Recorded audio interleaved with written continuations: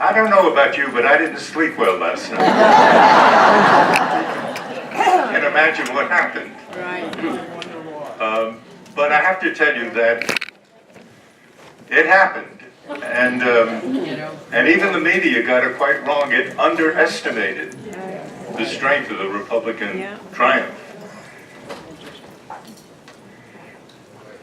In the middle of it all, I was thinking about my early times in the Soviet Union, where the results would have been different, if not known in advance. That was exactly my point. That there were elections there, and people won 99% of the vote.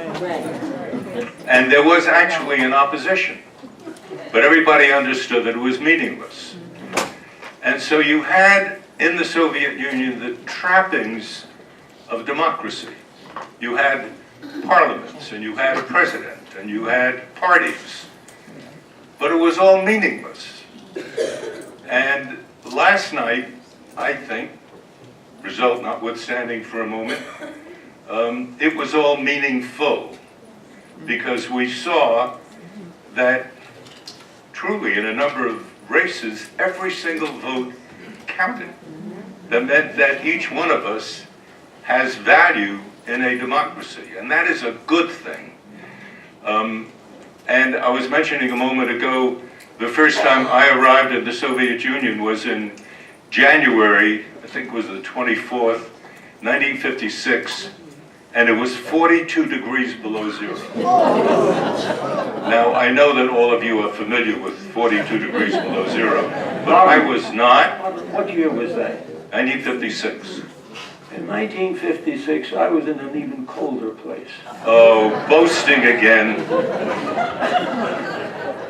So I'll tell you the story briefly.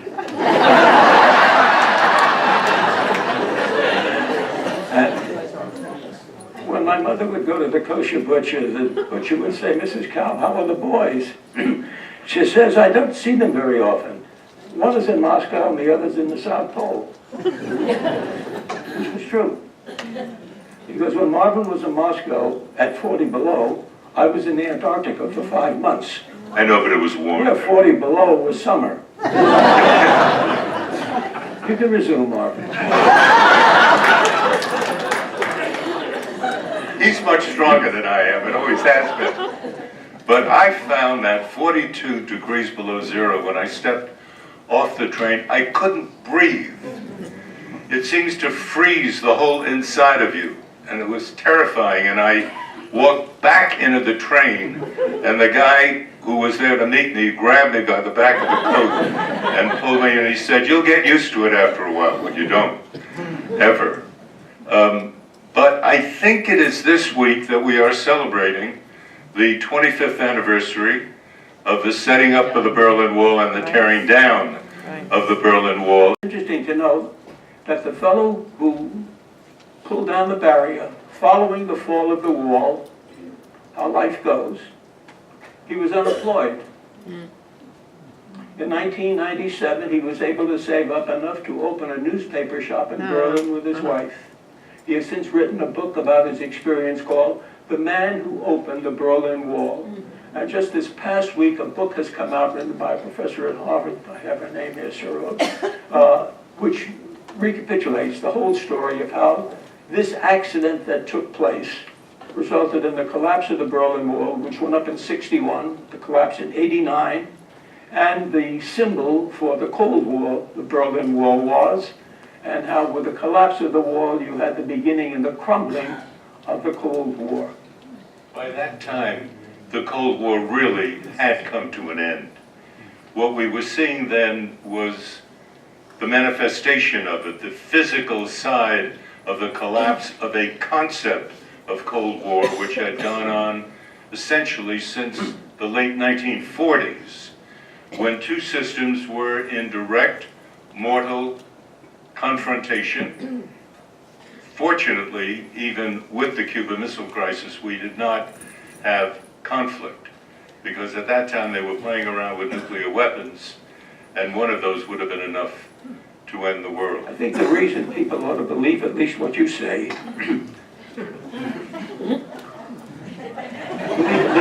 is you have real Russian and Soviet credentials. You went to the Soviet Union for the first time in 1956 at a very historic moment in the history of Soviet communism. And what is more, you spoke Russian. You took Russian history and Russian politics at a couple of colleges by then. And I'm just trying to reassure you that some of what Marvin says is grounded in scholarship. Also, yeah.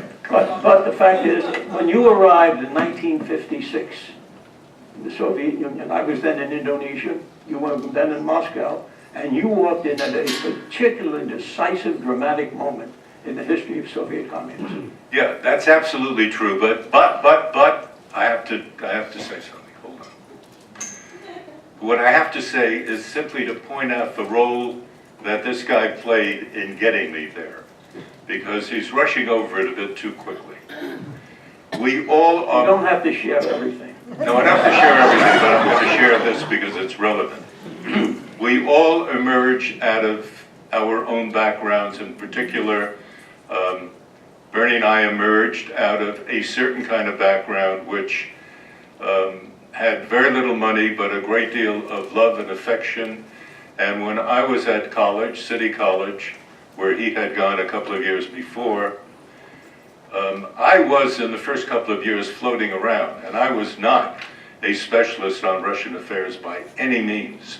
I was doing law, pre-law. I even dabbled with pre-med to make my mother happy. I did a number of things like that. But it was this man to my left who began to impress upon me when I was sort of in my junior year that you had to learn something.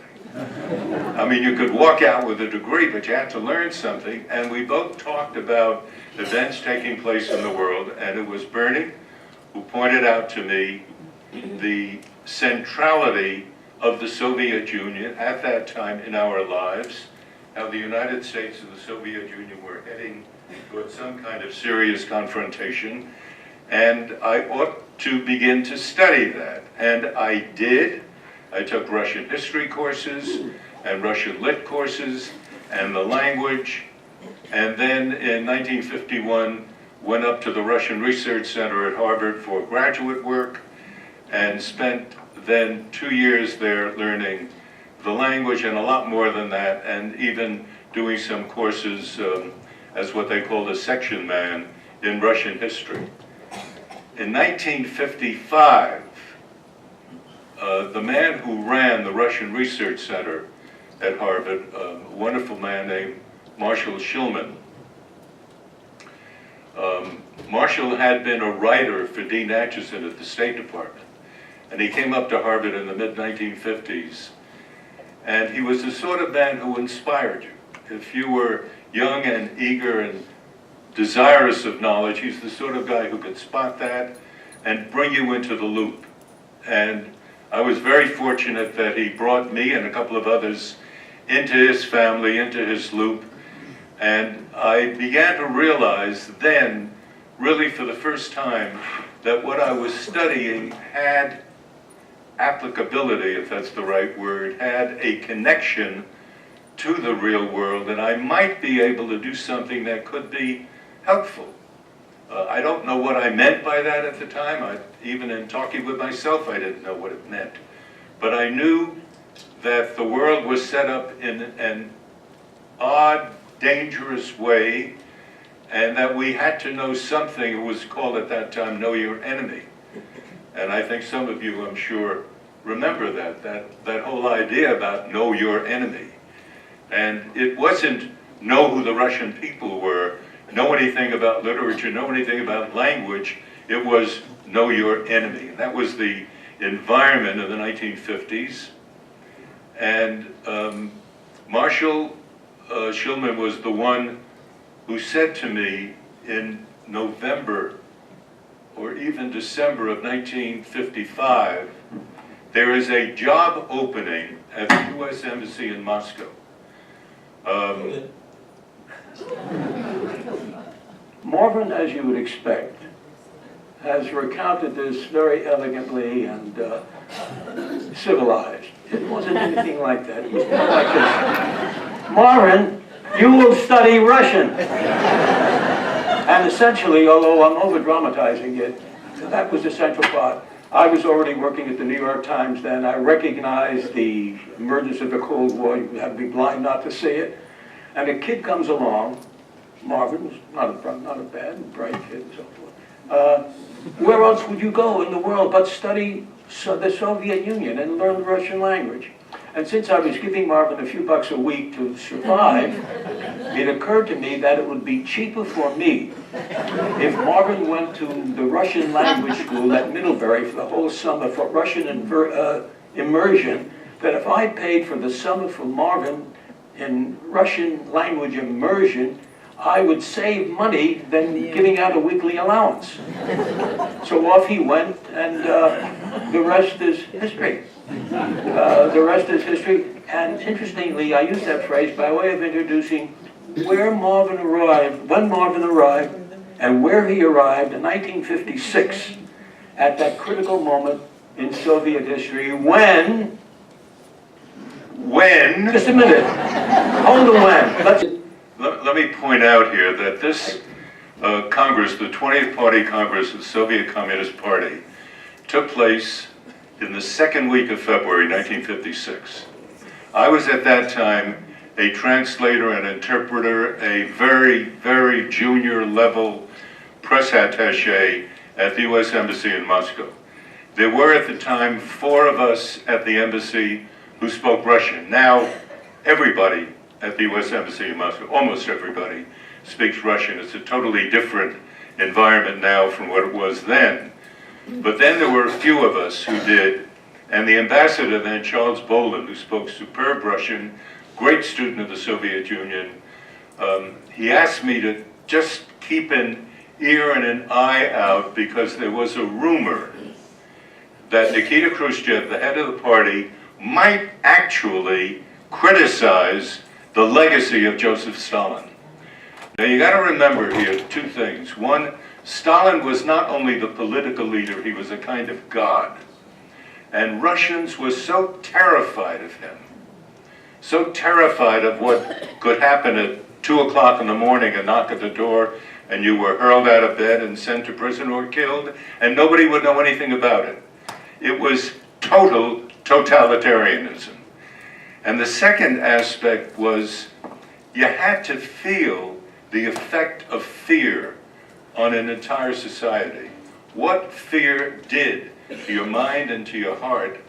And because I spoke Russian then reasonably well, I could go out into the street or get on a train or a bus and pick up a conversation with people near me. Clearly, I was not Russian. Not only because of my accent, but because of my height. The average Russian was here somewhere. And people were afraid to believe what it is that they heard only as a rumor that Khrushchev had attacked Stalin. Remember, there were 2,200 delegates there. A number of them suffered heart attacks when they heard Khrushchev attack Stalin. It was that large a bolt that ran through them. Khrushchev spoke for 4.5 hours. That was considered a short speech in the Soviet Union. 4.5 hours. And he ripped into Stalin in a way that we found out later was totally extraordinary. Totally extraordinary. We're putting it up silent now. Just so you could talk against that, Marvin. This man here, Khrushchev, I mean, many of you in this room remember pictures of him. He was short and kind of dumpy, and he wore funny hats, and his suits never fit. And he was, however, filled with a courage that was, in a sense, unimaginable at that time in the Soviet Union. He was the one who publicly stood up before the big shots and said, the man we have, in effect, worshipped since 1924 was a fiend, F-I-E-N-D, was mad, was a traitor to communism. People could not accept that. And so I stress the courage of Khrushchev in saying this, and the stunning impact that it had, first on the Soviet people, a way, if you could imagine, sort of a ripple of water spreading out, the way the word spread to the entire society. Is it true? Stalin? No, it can't be true. And this was an astonishing, huge fact, how fear, which so gripped every Russian citizen, began slowly to ease.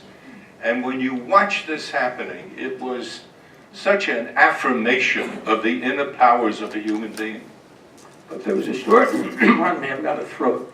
There was a piece in the paper the other day, something about Putin, obviously, which talked about the revival of excitement about Stalin, that in popular opinion, I think he commanded out 47%. Wow. Stalin, as among the most revered of the Soviet leaders. Putin is someone we could talk about a little later, but I want to make one more point about Khrushchev. In 1959, I covered an exchange between Khrushchev and then Vice President Richard Nixon at the American Exhibition in Moscow. That's the famous kitchen debate? The kitchen debate. And does anybody in the room remember the kitchen debate? Yeah, almost everybody. Marvin was the cook. And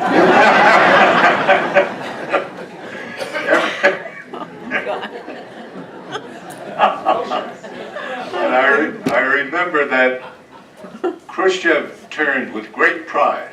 He was a man of great chutzpah, fantastic personality.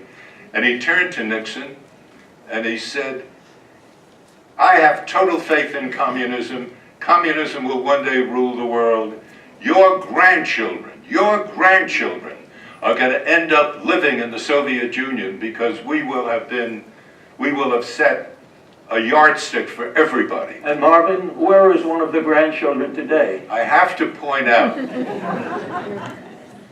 Nikita Khrushchev's son, Sergei, teaches and has now been teaching at Brown University, and his granddaughter, could you put up a picture of her? Sergei. No, Sergei's the son. Nina, put up number 2, please. Nina is the Granddaughter. granddaughter of Nikita Khrushchev, and she teaches in New York at, I think, NYU. At the new school. At the new school. And she's just written a book. Where is she? She's coming up here. She's coming up. She's just written a book. No, that's and not that's not her, but he is introducing That's not her. Sergei either. No, he's introducing her. There she is. Khrushchev's grandchild. Yeah, this is a most remarkable young lady. She's just done a book, I forgot what the name of it is, but it's about the Khrushchev family and how when she was a little girl, she remembers her grandfather being very kind to her and sharing ideas with her, and at the same time trying to explain to her what went wrong. He had been brought up to believe that communism was it, and it really wasn't.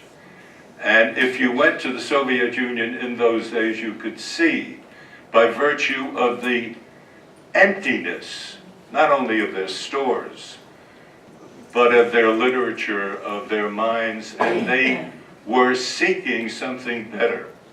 And Nina Petrovna Khrushcheva, she is the one who decided at a very young age that everything that she had been told was phony. It simply wasn't true. And she wanted to go somewhere and ended up coming to the U.S., and she is today a great citizen. And if we could take a look at Sergei. Number 6. Yeah, just to get a quick look of what the guy, he looks exactly like his father. Exactly like his father, which we'll see in a minute.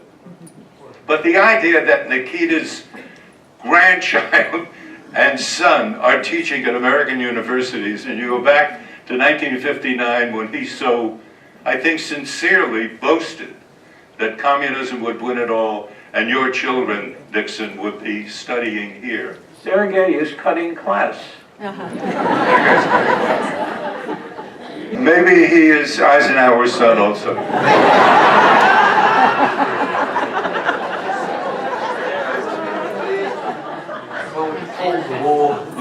Listen to the speech pattern for just a sec. Warriors, as we name them, President Eisenhower, Prime Minister Khrushchev, and President Kennedy, and the nature of the events that we witness, and from which we did not learn all the lessons that we have to know.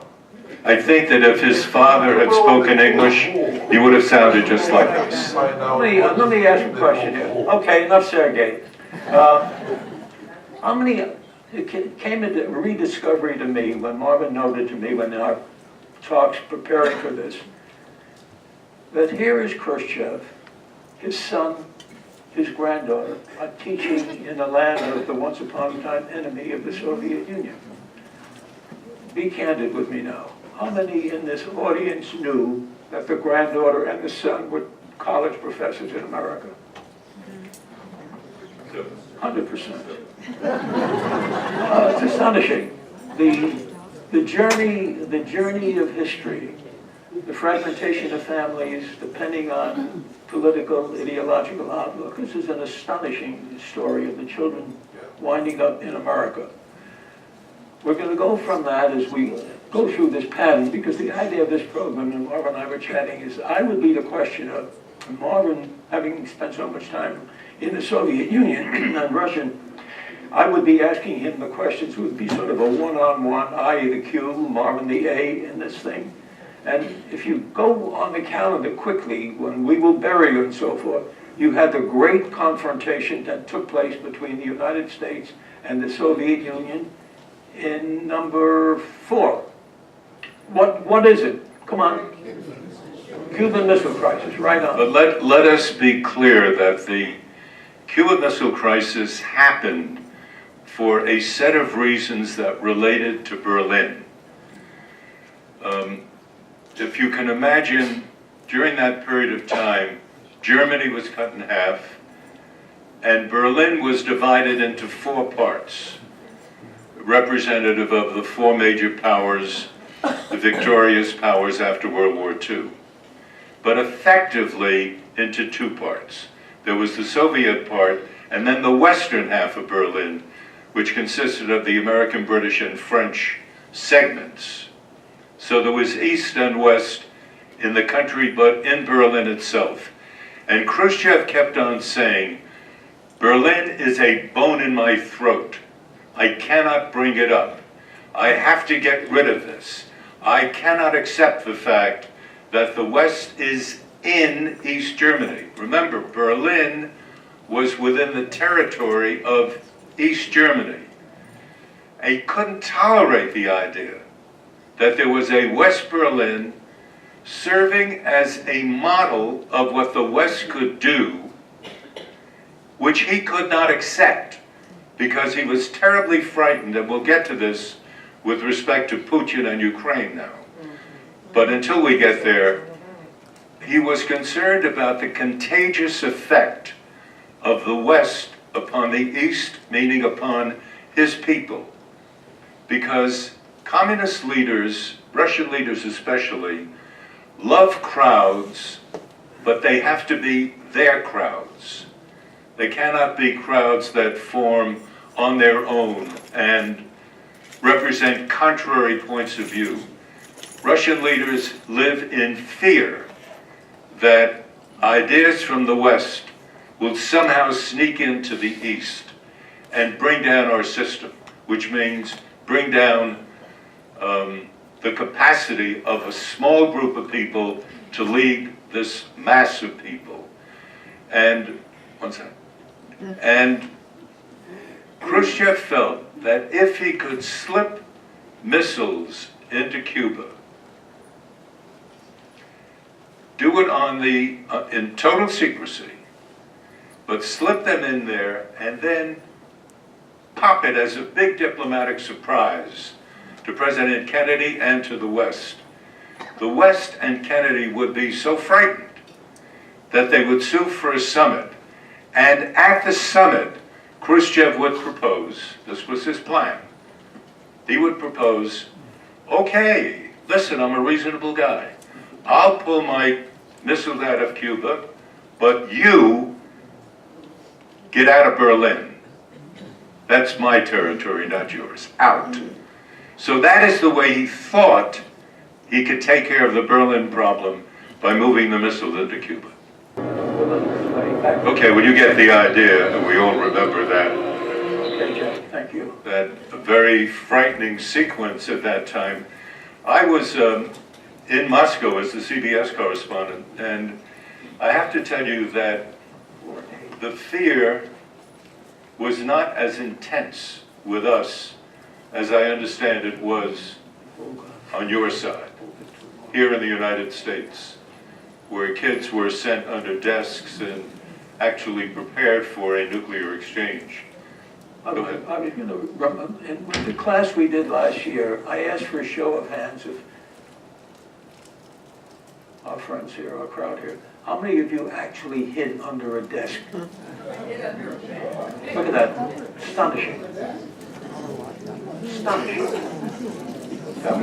That was the environment. From the point of view of the Soviet Union and the Russian people, number one, you were all being informed on a minute-to-minute basis what was going on in Cuba.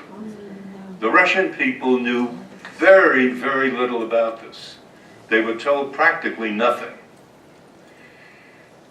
The way they learned things in the old days was, they always said that the Russian word for truth is pravda, the newspaper, but you can never find truth in pravda. And so they never believed stuff that was there.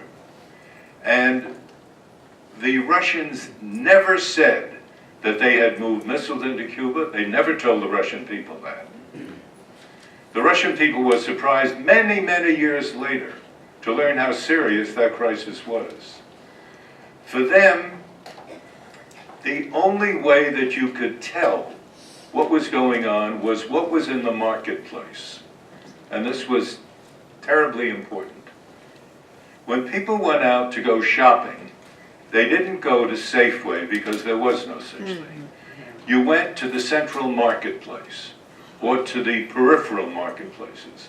And there you could find meats, if you could, and vegetables, of which generally there was a great deal. The two key ingredients in a Russian diet are flour and salt. Kalb и соль. And the Russian word for hospitality is хлеб и сольство, the bringing together of bread and salt. Whenever there was a real serious crisis where war was believed to be imminent, and you went to the marketplace, you could find no flour or salt. It had all been hoarded, and before it even got to the marketplace, families had reached in and taken what it is that they needed. During the Cuban Missile Crisis, which remember started here on Monday night at 7 p.m., President Kennedy spoke. In Moscow, it was already the following morning. And we all listened. The ambassador was a wonderful man, and he brought all of the American reporters to his office at the embassy. And we listened to the president speaking. And when it was all over, I remember the first thing that I did was I went to the marketplace. And I wanted to see whether there was any flour, I wanted to see any salt, anything. And I remember that the year before, during the Berlin crisis, you could not find any salt or flour. During the Cuban Missile Crisis, you could. Now what did that mean? That meant that the Russian people did not sense the imminence of war.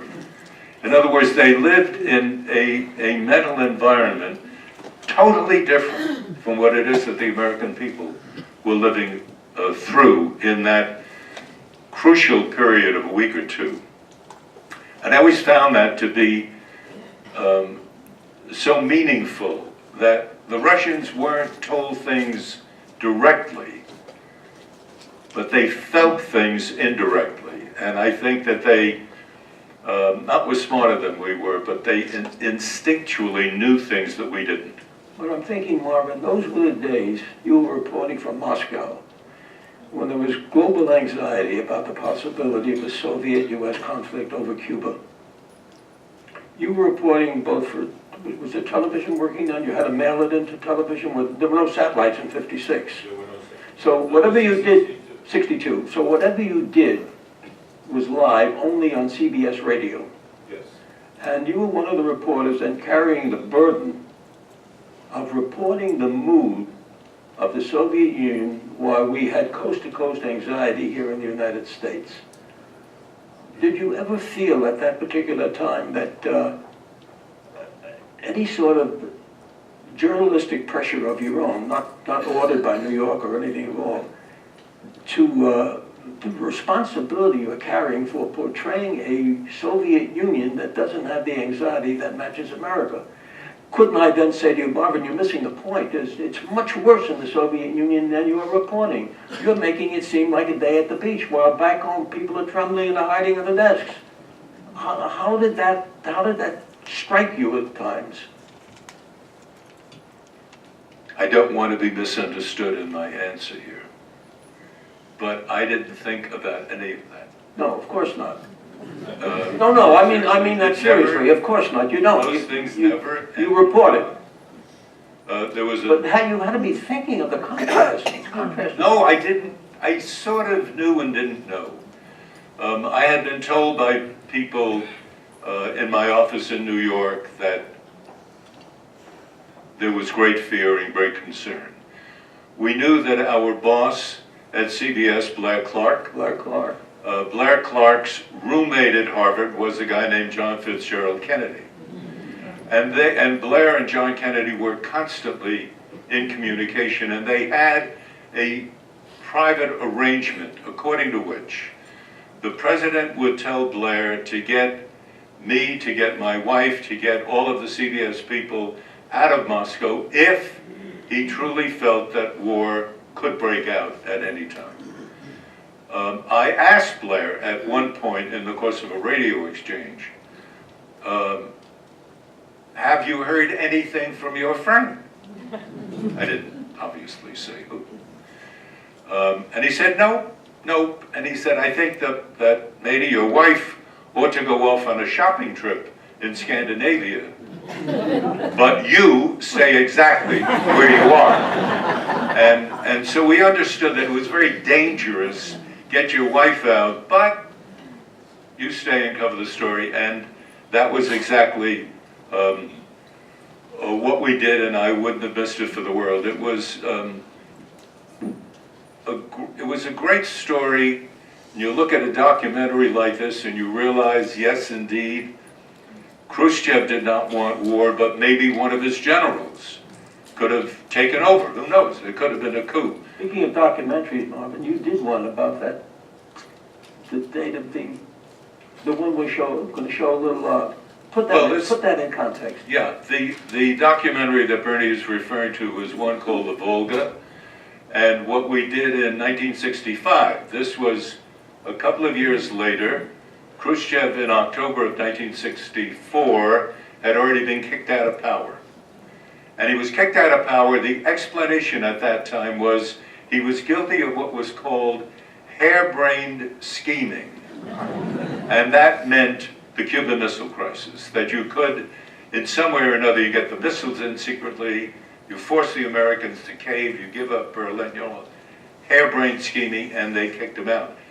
They didn't do what they used to do with leaders who had failed. In Khrushchev's case, and this goes back to his speech attacking Stalin, in Khrushchev's case, they sort of respected the position that he held in the history of the Soviet Union. And they gave him a home in the suburbs of Moscow. They gave him a limousine and a driver. and they had 2 secret police guys with him at all times because they didn't trust him. The following year, CBS, after asking and asking and asking and always being turned down, we were finally given permission to take 2 crews, 2 television crews, and get on a boat in Moscow and then go up the Volga and all the way down the Volga to the Caspian Sea. And it was, for me and for everybody, was an extraordinary opportunity to see inside the Soviet Union stuff that we had never seen there, and we were never allowed to see there. And we took this crew and got on the boat and had a great time. But just before we drop that piece of history, I encourage you all to take a look at today's Washington Post. There's a supplement there, and it's Russia Beyond the Headlines.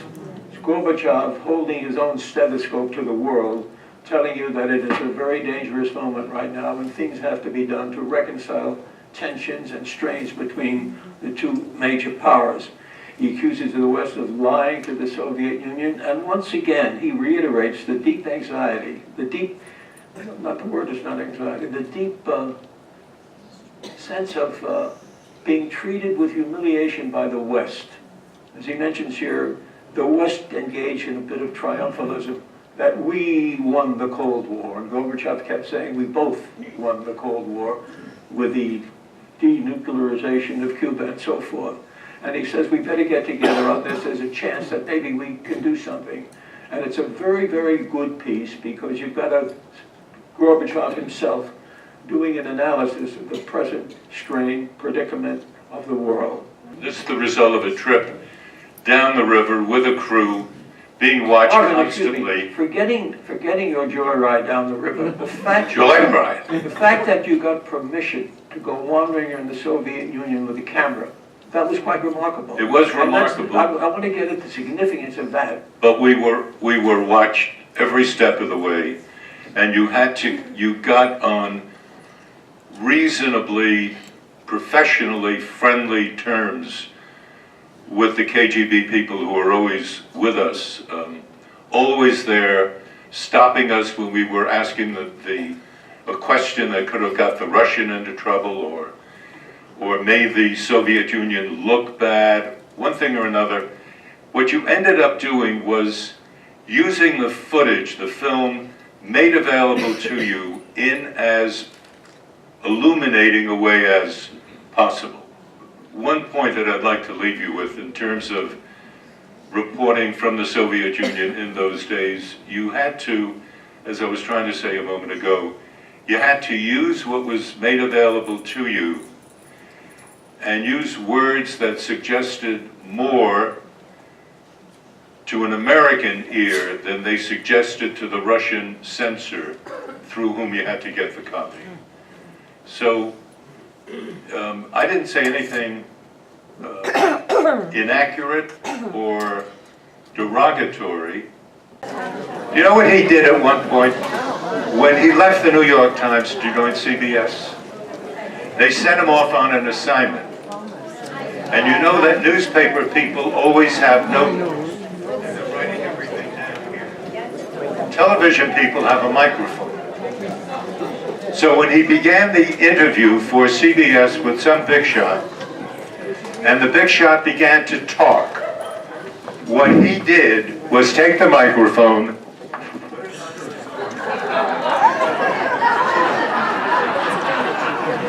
people in New York did not understand why they hired this guy. Well,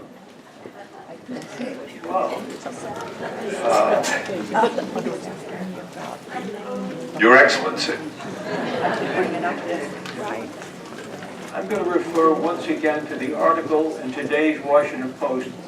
I must say, leaving the room for just a few minutes, I thought this reconstruction, you can't hear it? Might be lucky.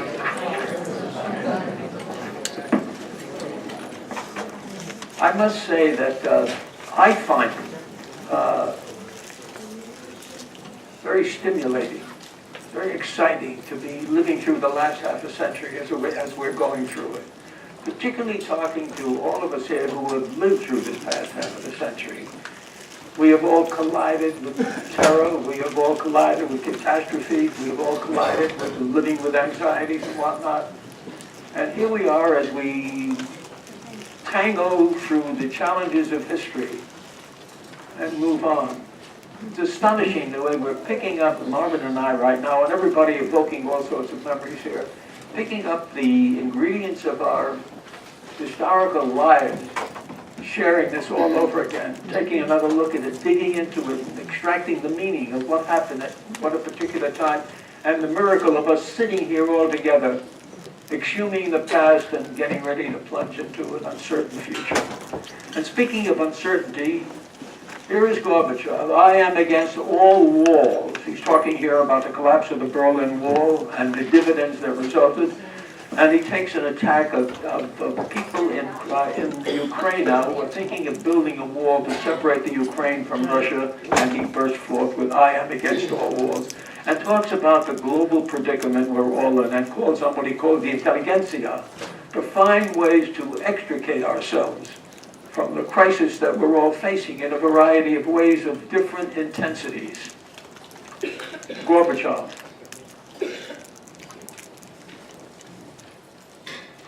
Can't get over, I really can't get over this article about Gorbachev. You have a comment? Let him laugh. Are you finished? Yes, I wanted to. I have barely begun. Who said that? Yes. No, but we were going to move into this particular segment. Can you go up to 10? I thought everybody, this segment is one of the most interesting of all. Well, we're going to be doing Ukraine. Yeah, but well, this is a part of Ukraine. What is? Number 10, please. On the original numbers. No, not that. Go to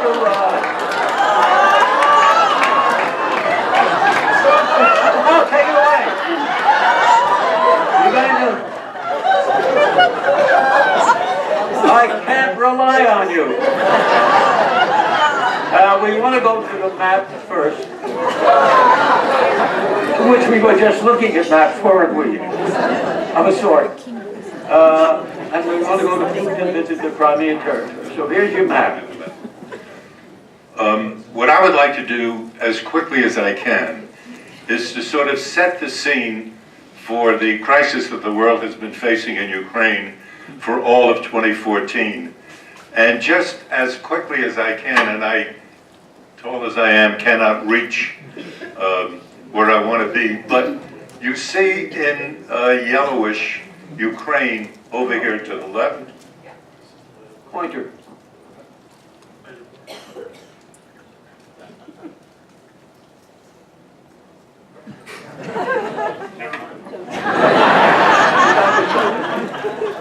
What I want to say is the following. Bear with me, please. This whole region that we now see as the Russian Federation is in white. The area to the left that is now in this yellow, and you see Poland up there, and Belarus and Ukraine, and Kazakhstan, and then you go off here to Mongolia. All of this area was not countrified. It was not broken down into established regions with borders, really until the 16th, 17th, 18th century in there. But the area that includes Ukraine, and you see Moscow, that area there was, that area there was part of a vast steppe, S-T-E-P-P-E, running way off into Siberia. There was, until the 10th century, there was nothing there that was established.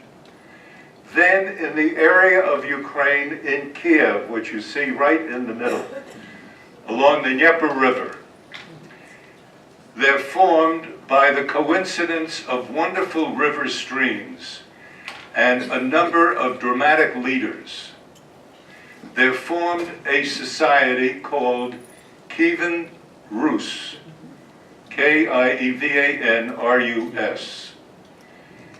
That was a country, in fact, that developed over 300 years. That was the heart of the Slavic Empire. That has been called by Bernard Pears, one of the great British historians of Russia, that has been called the first Russia, that idea of Kievan Rus, because at that time there was no Russia as such. The Mongols did their damage in 1237, when one tribe after another came from the east, ran through this entire area where there were other tribes, but not as strong, not as brave. And the Mongols went right through, and in fact went as far as Vienna. But they then pulled back, but before they did, in 1237, they leveled Kievan Rus. They killed millions of people and destroyed the churches that were there, and Kievan Rus had become Christianized in 998. So you're talking about a 300-year history of a dynamic, prosperous, advanced for its time society. Then there was nothing. And for 200 years, the people who had lived in the first Russia, in Kievan Rus, began to move northeast. And they came upon a number of communities like Moscow, like Suzdal, like Vladimir, there's relatively small towns. And they began to live in them. The princes running each one of these towns had to live with the residue of the Mongol Empire, which was just in the northern parts here of the Caspian Sea, just above in that region. And they, long distance, effectively ran these small Slavic communities. The prince running the community of Moscow worked out a deal with the #1 Batu, his name, Mongol leader. And that was, I will do you, Mr. Mongol, a great favor. I will collect taxes for you. And I will give you 50% of everything that I collect. But in exchange for that, you have to trust me to run this region exactly as you would like. But I run it. And the deal was struck. And a Russian czar named Ivan Kalita, which is Moneybags, Ivan Moneybags, he began to collect the taxes, and he became the first of the czars of the second Russia, which was formed around this small town called Moscow in the 15th century. And then over the next 200 years, that town spread out and solidified its power, so that Moscow now became the center of another Slavic empire. The first Russia, what we now call Ukraine, that region, was empty. People lived there, people didn't live there. There were Cossacks who lived in parts along the Dnieper on both sides. There was an eastern group, a western group. The eastern group is today the people in Donetsk and Luhansk and Kharkiv, all of the people in what is called the Donbass, and that is the region under the control of the rebels today and supported by the Russians. They come directly out of that background. The region that is now Ukraine until 1917 had never been thought of as a nation even by its own people. There were a number of writers in the 19th century, one of them, Shevchenko, there's a big statue of him, by the way, on 22nd Street in P, down in Washington. A number of them said we are somewhat different from the Russians, but they weren't sure, and until 1917 there was nothing like a state with sort of borders. It was all a vague association with the big boy living up in Moscow. During the entire communist period from 1917 to 1991, Ukraine lived as a Soviet republic within the Soviet Union, one of 15. And here that same idea that we were talking about in another context earlier comes into play.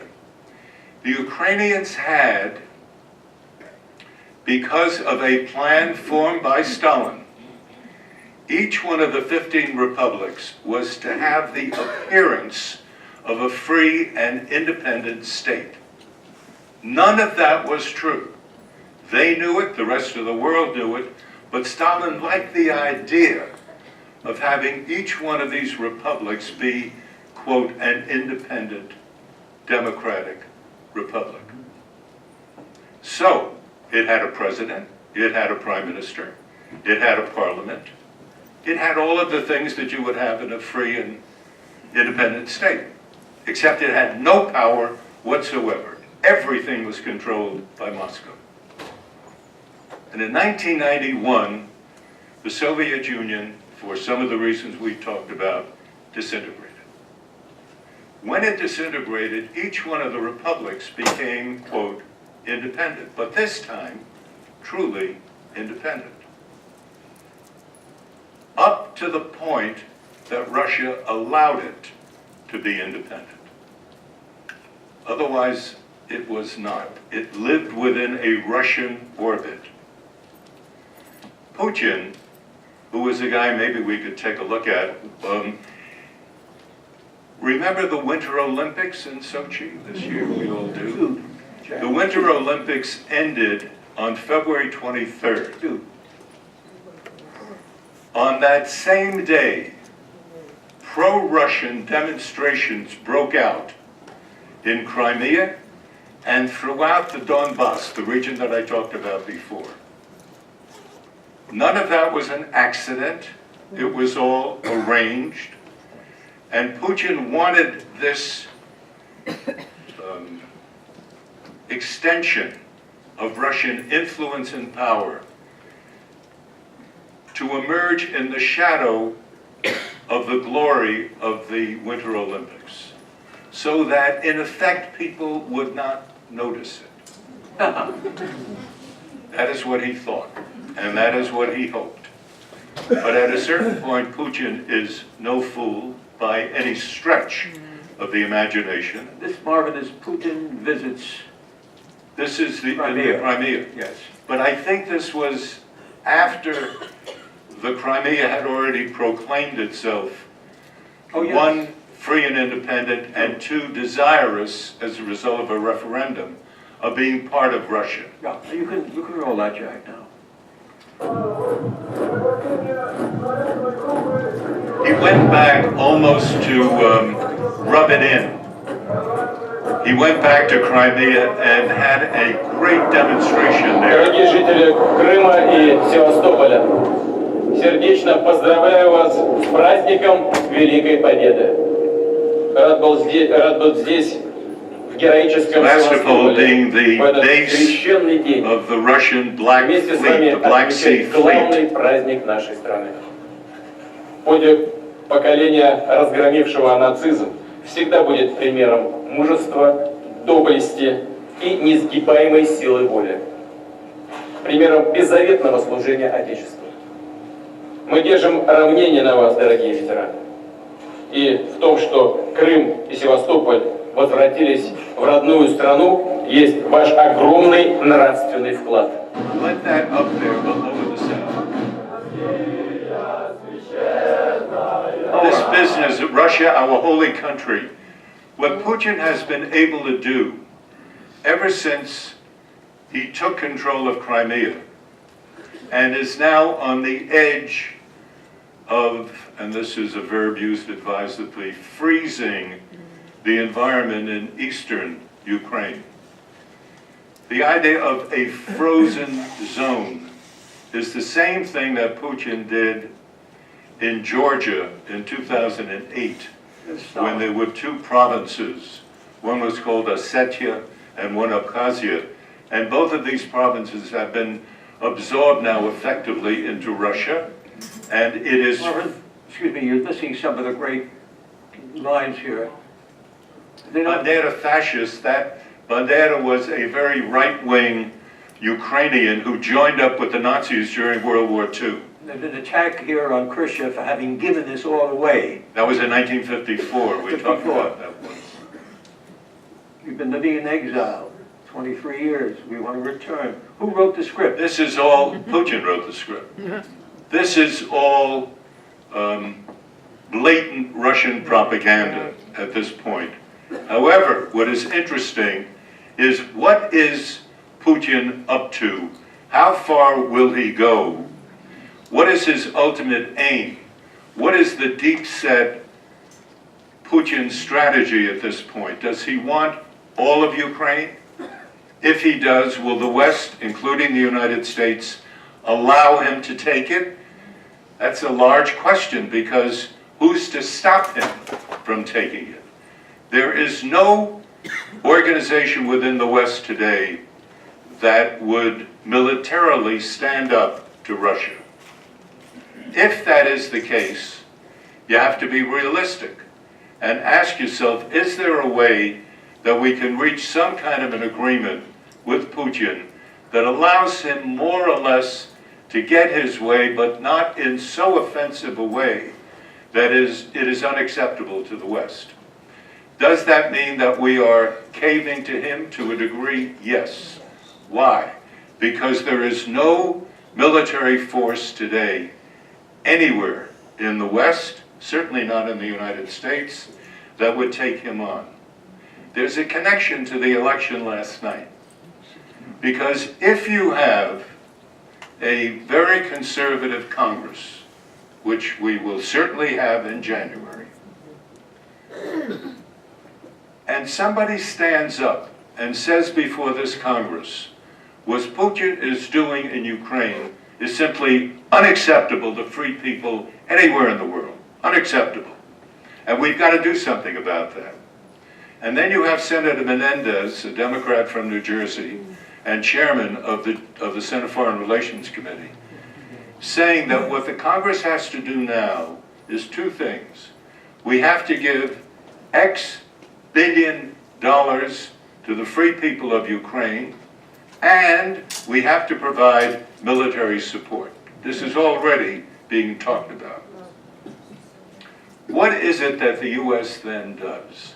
If Congress, in a fit of patriotism, call it that, I call it nearsighted diplomacy, but whatever the explanation or description is, if the United States, with the new Congress, chooses to assert itself and be strong and courageous and old-fashioned and traditional America, and we have to do something about it, we're going to find ourselves hooked up with a country, Ukraine, that had, until 1991, never been independent, had always lived in the shadow of Russia. And you have to ask yourself the question, do you want to violate that tradition and assert that this country, now called Ukraine, we have to make a ward of the West? Do we want to do that? I think it's a rather interesting question, and I'd like to ask Your Excellency first whether you think the United States is in a position now to move in that direction. Do you think that we're of a mind to move in that direction? You want the one-word answer or the long answer? I want the long one. The long answer is the same as the short answer. No, I don't think so. I think we're going to go through a period of strain until somehow we will stumble into some sort of resolution. Here is Resolutional war? well, no, short of that. Although it is a dangerous period, and Khrushchev Gorbachev in this article calls upon the media and the intelligentsia to get to work to see what can be done to defuse the escalating crisis. And one of the things he emphasizes in this article is what I called before triumphalism, the sense that you can casually claim that you won the Cold War, run away with the laurels, as it were, without recognizing it was a joint victory for the Russians as well with their nuclear arsenal and ours with our nuclear arsenal. And to find some way in which you can, in effect, not what you're suggesting that may take place, that is a disguised, an appeased, disguised... Appeasement is a good word. A disguised commitment. We had a disguised claim to some sort of victory in Vietnam. That obviously took care of itself within 15 minutes. But you're in for a very difficult period where you do not want to appear helpless, you do not want to appear with your arms dangling on your sides, but you may come under pressure to take very, very risky and possibly reckless moves. When I hear, for example, of the Ukrainian, Poland, for example, Poland is very unhappy they don't have U.S. bases. I mean, that scares the hell out of me about U.S. bases.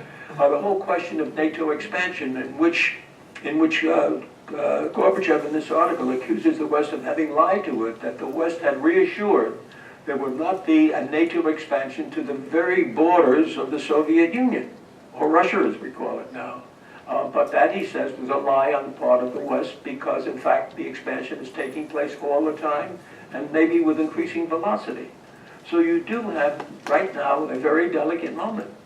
It doesn't appear to be delicate. As we read about it day by day, it seems to be moving an eighth of an inch at a time. But somebody will come up, maybe in Congress or wherever, but you don't sense an appetite here for, no matter how critical it may be, unless somebody does a diagnosis that it is in the national interest. And so far that has not happened. Nobody has been able to do the math on the story, as it were, to tally up there being a national interest to protect the Ukraine. And the Ukraine, on the basis of its own history, might have to find its own way of accommodating to the Soviet Union and living with it. Ukraine is tapping on the nervous system of the West in a very, very serious way. And there are those who would actively like to get engaged. You avoided a nuclear war over the Cuban Missile Crisis because there was a recognition of what it could possibly lead to. Those were heavy, heavy stakes during those 13 days, where every minute contained the elements of eternity. You did not know what would happen until the Soviet ships began to pause en route to Cuba and start to make U-turns after the United States had threatened the Soviet ships. Are we anywhere approximately in that neighborhood of that sort of tension? I don't think we're there then. It's going to have to build a while, this Ukrainian situation, and the demand's going to have to be kept. You had him coming to the United States, wanting weapons and so forth. It's a very critical move, and it depends a lot on the readiness of the Soviet Union to be flexible too, and the Ukraine to be flexible. Am I introducing a formula for surrender? Not at all. It's a formula for realism. To find a way to strike a balance which will accommodate the requirements of each side. Gorbachev, you cannot claim everything is your triumph. You've got to recognize the requirements of the adversary. If you don't recognize that, you're living in a monolithic world in which you are destined to run into catastrophe. We don't own the world. We don't own the world. Now, you had a gentleman last week who said that Marvin and I spoke poor English. You're the one, aren't you? But am I right about recalling your comments about English being spoken? I want you to know that's the highest compliment, the highest compliment that you've given a couple of incoherent guys. And I thank you very much for that. I remember that comment with great appreciation. I don't think that Putin speaks with that kind of clarity in his English. Putin. Look, if you ask Putin right now, what is it that you're up to? Nothing serious, he would answer. Nothing at all. the people in eastern Ukraine are doing what it is that they want to do. Oh, but come on, Mr. Putin, you're sending in troops, special forces, you're sending armaments in there, you're giving them money, you're giving them the power that comes from having a neighbor like you, Russia. Look, Putin would answer, I am not in the way of history. History moves by its own rhythm. I am only saying to you that if the people in the eastern part of Ukraine want to set up a small state of their own, who are we to stop them? Ah, but Mr. Putin, you're sending... No, he answers. No. All I'm trying to do is to give them the right to do what you have always said in a democracy is your right. You are expressing the views of the people. Putin loves to hide behind the language of democracy. He loves that.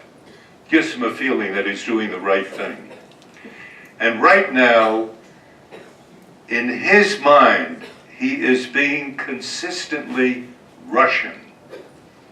Doesn't want to start a war. He simply wants to have the comfort of knowing that Ukraine is not going to become part of NATO, not going to become part of the EU bracket. I think he could actually live with the EU, but not NATO, close bracket. What he is saying to himself is, I want to strengthen Russia. I do not want in Ukraine, and they constantly do this, they resurrect those people from World War II who did work with the Nazis against the Soviet system, and they are regarded as traitors. There was a General Vlasov, who was a great general in the Red Army. Stalin loved him. Vlasov saved Kiev. Vlasov saved Moscow. He was given all kinds of medals. And then, on one occasion, his army, fighting the Germans, was defeated, and Vlasov was captured. And for 14 days, he was in a German prison. When he emerged from that prison, he emerged saying that the Soviet system was dreadful, it had to end, it was on the wrong side of history, and he said, I will take all of the Russian prisoners of war held by the Germans, form a separate army, and march on march on Moscow and defeat communism in that way. To this day, if you say Vlasov to someone in Putin's entourage, they spit, because he is regarded as a traitor, and indeed he was. Armin, I was going to say something else about Putin's activity in the Ukraine. And that has to do with Putin's description of the collapse of the Soviet Union. He called it the most catastrophic event in history. That was the phrase, a catastrophic event in history. The disintegration of the Soviet Union.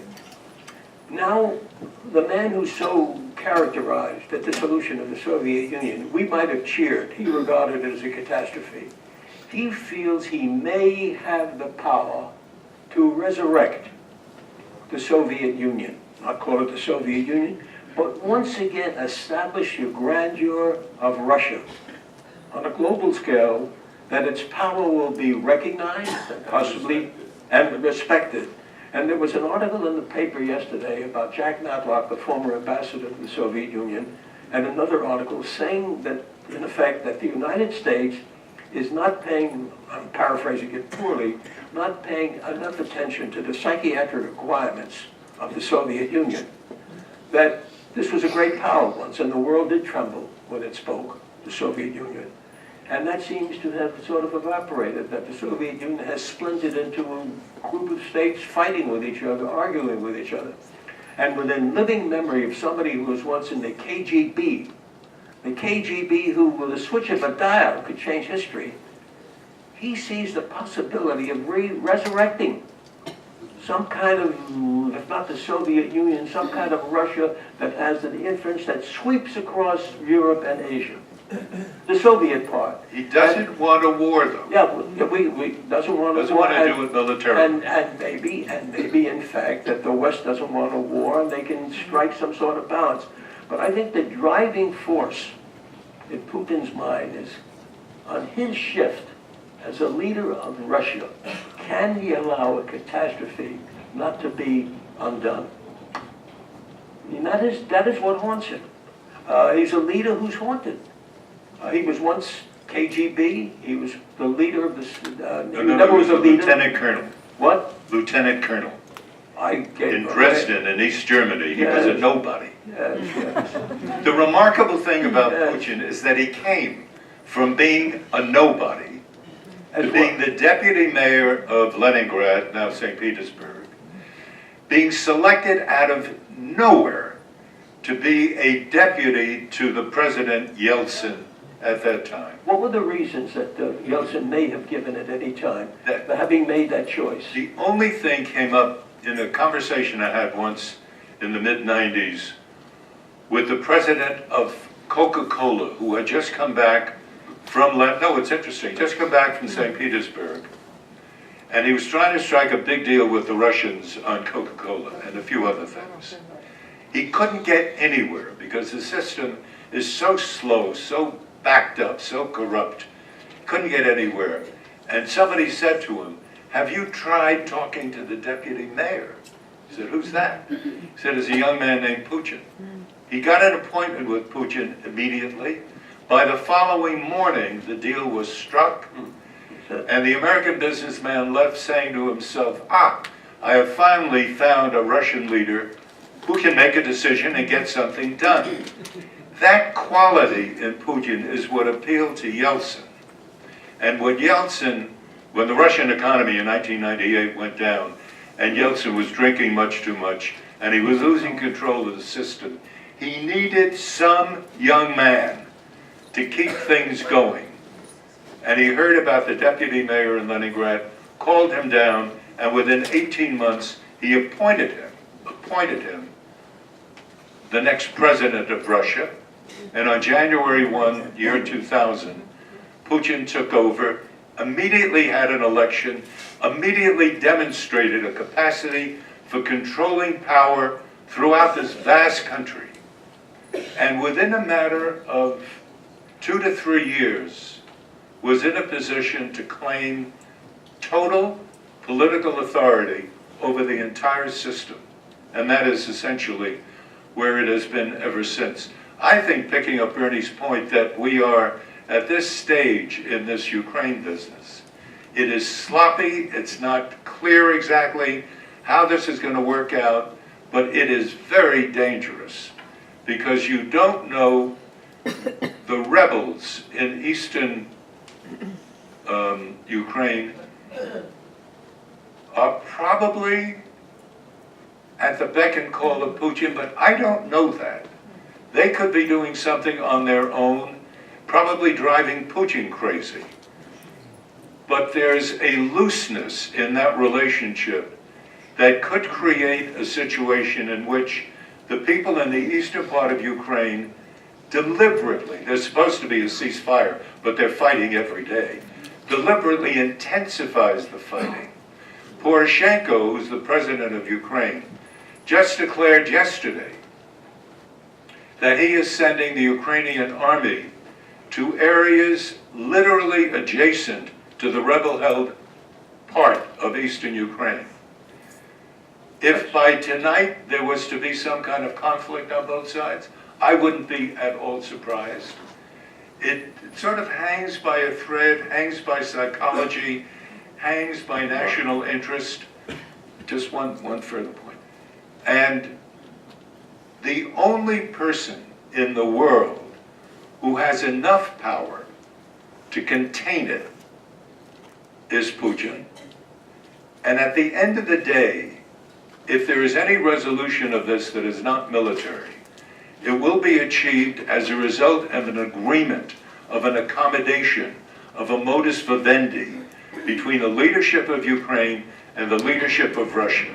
Given the power imbalance between the two, Russia naturally is going to come out ahead. We may not like it. The new conservative Congress may not like it. Even the president may not like it.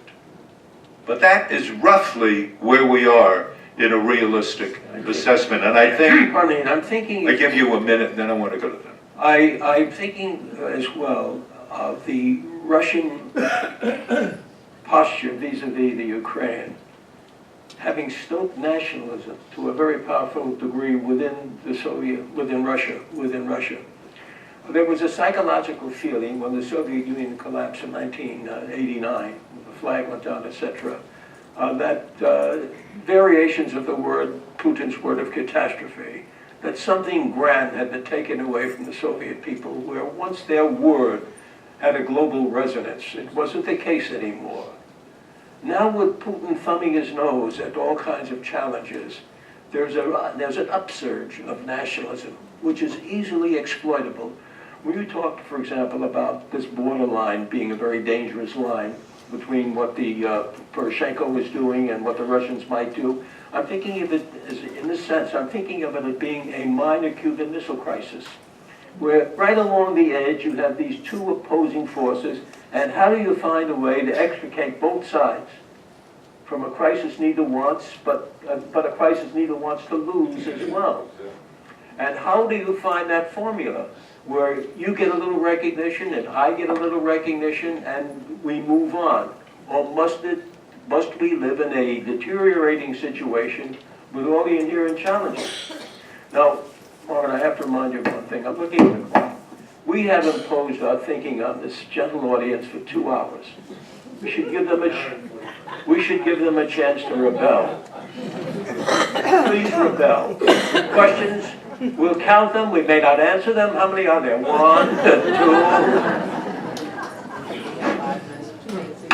I'd like you to comment on the energy issue in relation to Russia and the Ukraine.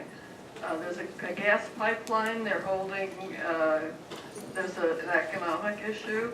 Sure. On the other side, I understand the United States, by law, can't export some certain oil or refined.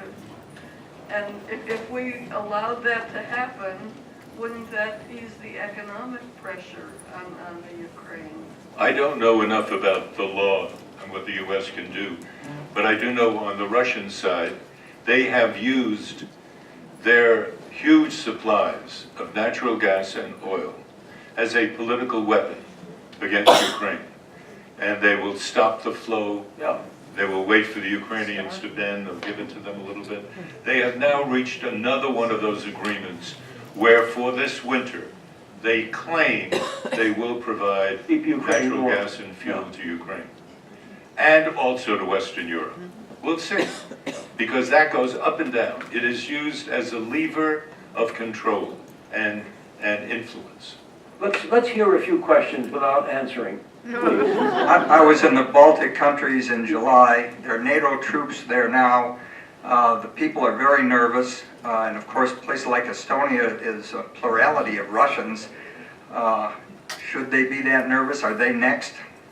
More questions, please. Let's hear no, seriously, just So we will answer. let's hear some of the mood here, please. My English professor. The price of oil and the economic blockade, the effect on Russia.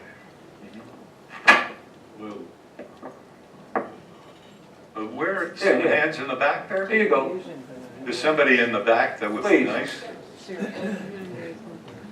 Whoever has the mic, go. Go ahead. Well, I would like to cast the dangers in the Ukraine and our getting involved heavily in it as being very much related to our domestic situation.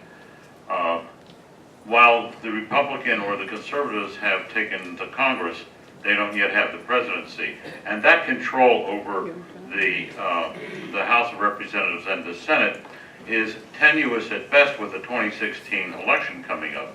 And so if in fact a new Congress coming in January, for the first few months in January, gets very jingoistic and very, hostile, this could have a very negative effect for the conservatives in the presidential race. So I think that the conservatives will be very, very reticent about getting much involved. Good point.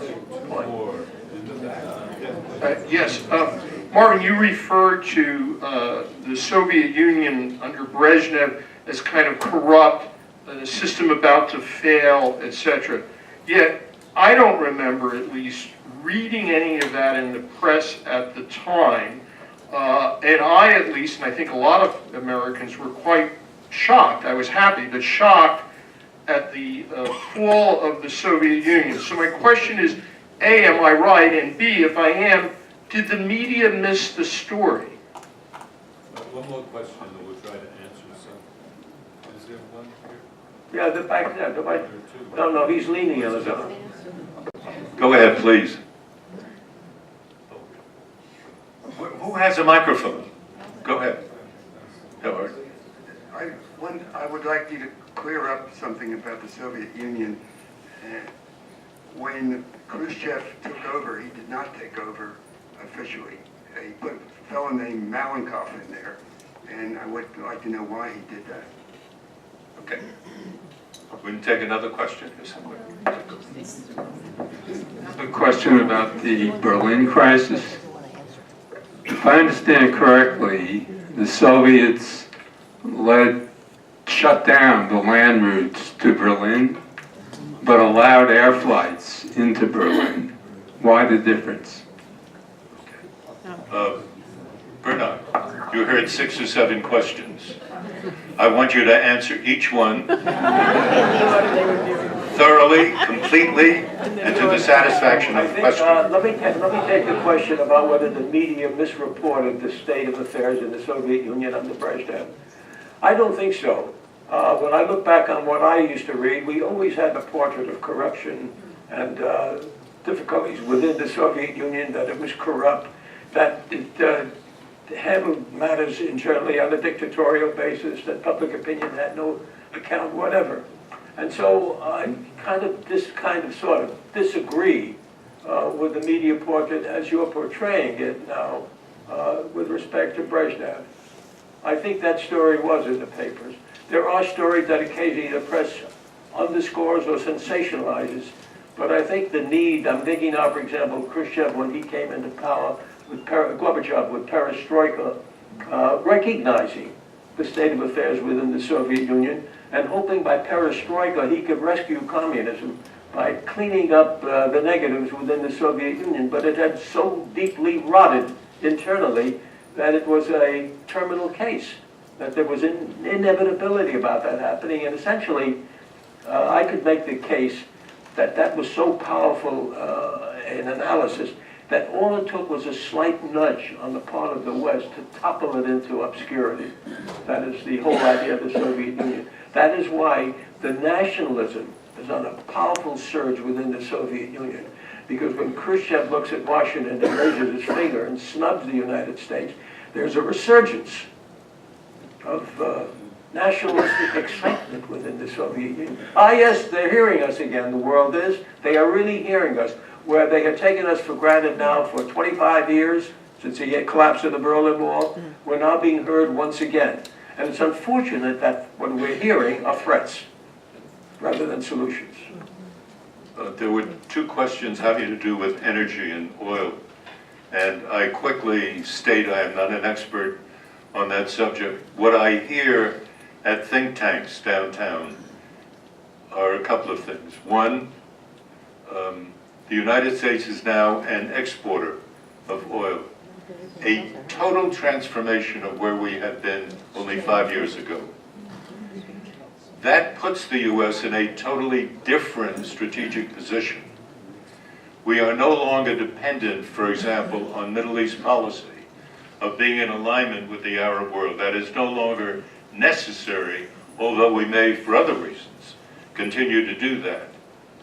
With respect to Russia, Russia is now, and has been for quite some time, one of the 3 leading exporters of natural gas and oil. They have enormous influence in Western Europe as a result of that simple fact. critical influence in Ukraine as a result of that fact. Now, the U.S. could, if it wished and were dramatic about it, maybe it needs new leadership, it could transform American policy in conformity to that new fact. There is nothing that I know that suggests this administration, now with 2 years to go, is in a position to do that. So I think that if you look for any kind of dramatic change, it ain't going to be there. What there could be, however, in economic terms, is one large looming fact, and that is the cost of a barrel of oil, for example, was $120 not too long ago. It's now $78. The Russians, when Putin took over, and this is one of those underlying but important facts, when he took over, the cost of oil around the world was between $10 and $20 a barrel. So that within a period of 10 years, until 2010, when he was in office that whole time, Russia got, because the price went up to 120, Russia got $1 trillion in extra income from the rise in the cost of energy. Putin was able then to distribute that in pensions, in jobs.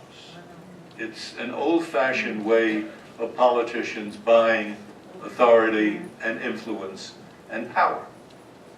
And if you ask why is it that Putin now has an 84% favorability rate, one reason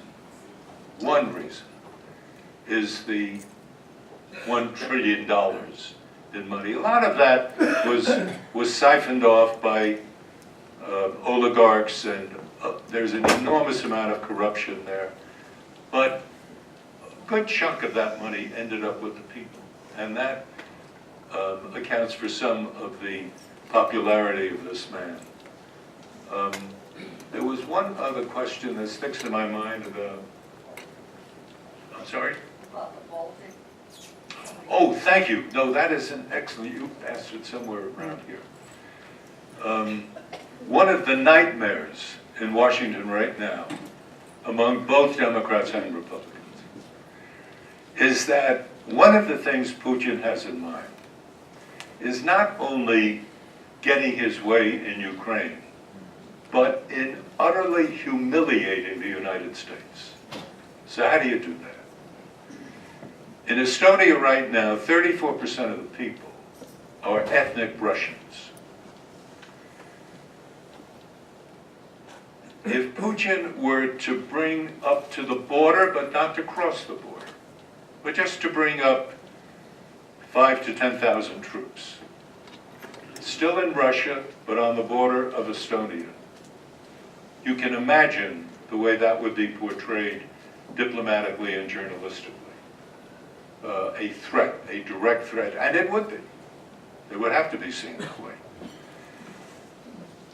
If there is then demonstrations, he is a genius at creating pro-Russian demonstrations. He's proven that now. If suddenly in Estonia there are among the 34% of the people pro-Russian demonstrations, anguish expressed at the existing government in Estonia, and we have to have Russian help. And Putin can go back to a fantastic speech he gave this year on March 18th, in which he explained how it is the natural responsibility of Russia to look after Russians no matter where they lived. The Nazis with Sudetenland in 1938. If he chose to press and say he's moving a limited number of people across the border just to help that 34%. Now, Estonia is a member of NATO. Article 5 of NATO says very clearly, an attack on one is an attack on all. Estonia could then claim that it is being attacked by Russia, and we need your help. Okay, what does NATO do? Big question. The answer likely is a lot of words, but no military action. If that is the case, were we to get to that, it would be the end of NATO. It would be a demonstration that NATO is words, it's meaningless. And the ultimate humiliation would be on the President of the United States, because he either couldn't or didn't do anything about that. And I have to say that as I sort of spell that out, I'm simply telling you what is the thinking downtown. And they are, to say they are frightened by that prospect is to understate it. There is a quiet terror that this is in fact what he's got on his mind. And there are a lot of people at the State Department who are saying, let's talk to the guy. And the President is saying at the White House, I talk to him all the time, and that's true. They have these hour-length conversations, and they achieve nothing. Because Putin has a kind of strategy. It is brutal, but I still feel he doesn't want a war. He thinks he can get it in other ways. And maybe he can. And I think we have held you all longer than we have a right to do. So thank you.